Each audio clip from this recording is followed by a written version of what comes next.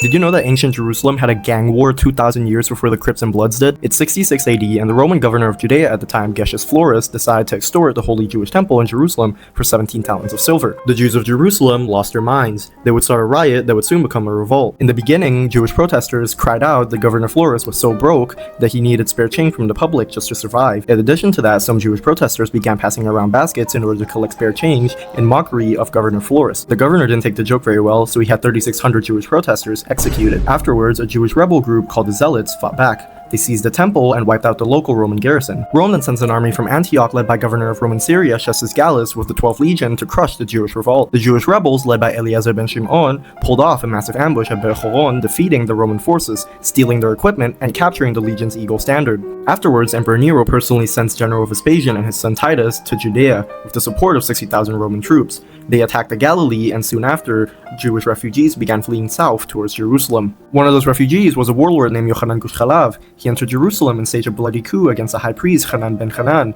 With the help of the Zealots, he captured the area around the temple. While Yochanan was fighting for that area, Eliezer ben Shimon already seized the inner courtyard of the temple. The Jews of Jerusalem were so terrified of Yochanan, they invited another warlord called Shimon bar Giora to protect them from Yochanan. By 69 AD, the city has evolved into a three-way gang war zone. There's Eliezer holding the inner temple courtyards, Yochanan holding the outer temple area, and bar Giora holding the residential areas. They were so close to each other that they were literally shooting catapults and arrows at each other from different parts of the same building. Because of Jerusalem's uneven terrain, Yochanan was simultaneously attacking Eliezer above in the inner temple courtyards, while he himself was being attacked by bar Giora from below in the city streets. While the Roman army was literally marching towards Jerusalem, bar Giora and Yochanan were so busy hating each other, they burned each other's grain silos, destroying enough food to feed Jerusalem for years. By April of 70 AD, Yochanan decided that he was done sharing the temple area with Eliezer, so on Passover, he sent in assassins disguised as worshippers, and they massacred Eliezer and his crew, bringing the entire temple area under Yochanan's control. Afterwards, the Romans finally arrived with 4 legions. Once the battering rams start hitting the walls, the internal city conflict stops and defensive efforts begin. But it's already too late.